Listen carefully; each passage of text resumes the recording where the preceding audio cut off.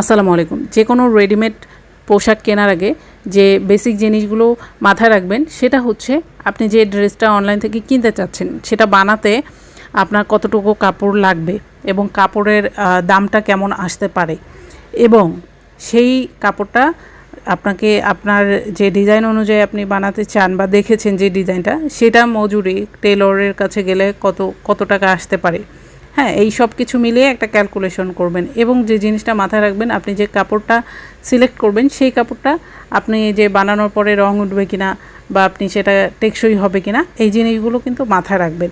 এবং যদি আপনার মনে হয় যে হ্যাঁ এটা আপনার ক্যালকুলেশনের সাথে দেখা যাচ্ছে যে দামটা রিলেটেবল বা কাছাকাছি, তো সেই ক্ষেত্রে কিন্তু আপনি অনলাইন থেকে ড্রেসটা কিনে নিতে পারেন। কারণ এই পুরো প্রসেসিংটা করতে আপনার যে সময় এবং যে প্যারাটা নিতে হবে, যে মেন্টাল প্রেশারটা নিতে হবে, সেই সময় এবং মেন্টাল প্রেশার দুটোই কিন্তু বেঁচে যায় যখন আপনি অনলাইন থেকে একটা রেডিমেড ড্রেস কেনেন।